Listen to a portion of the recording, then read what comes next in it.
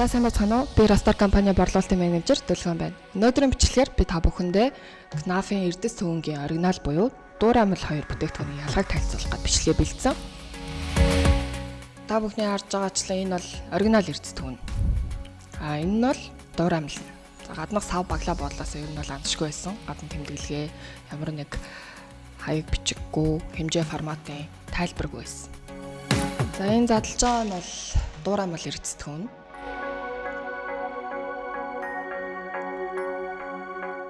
За өнгөнөөсөө ийм өнгөтэйсэн.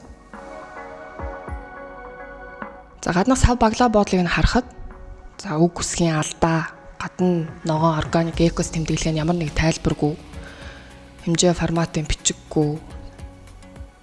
За энэ нь бол манай оригинал эрдэс төвөн. За Knauf Insulation албан ёсны сайттай хаана ашиглах, ямар хэмжээтэй 5 см-ийн зузаантай, хэмжээ формат, дулаан дамжуул коэффициент бүх тэмдэглэл нь албан ёсных байсан. За энэ задлж байгаа нь манай Knauf-аас албан ёсоор оруулж ирдэг эрдэс төвөн.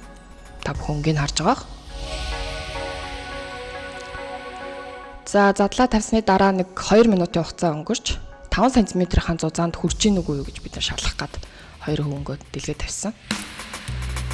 За энэ ягаан өнгөтэй нь бол нөгөө Дуур амил эрдэс төвөн. За 5 см-тай хүрэх нү гэд бид нар үзэх гэсэн чинь ерөөхдөө бол хамгийн зузаандаа 4 см-ийн зузаанд зарим хэсэгтээ хүрэхгүй, зарим газартаа 4 см байсан. 3, 4 гэсэн. За ингээ харж байгааз тэр 4 см байсан.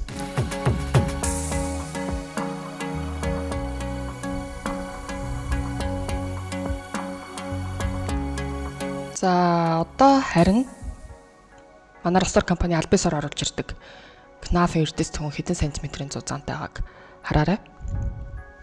За тэр 5 см бод. За энэ бол яг ижил хугацаанд амьсгалдаг дулаалгын материал яг өөрийнхөө хэмжээндээ хүрж байгааг харуулж байгаа.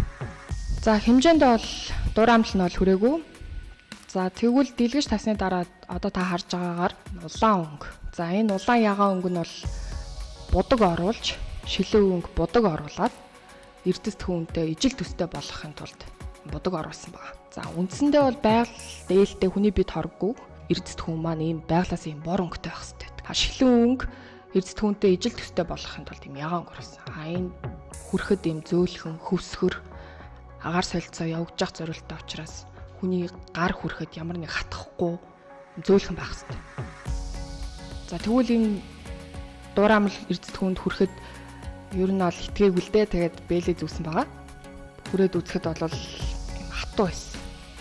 Ерөөхдөө хүрэхэд ер нь л ийм агаар солилцоо явагдаж байгаагаас тодорхойгүй юм.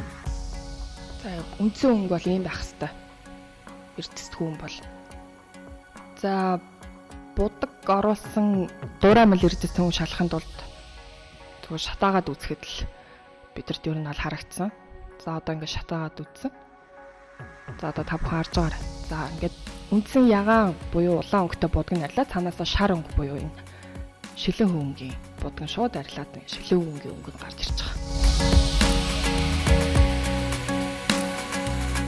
За ийм байна. Шар Toyota-гааз.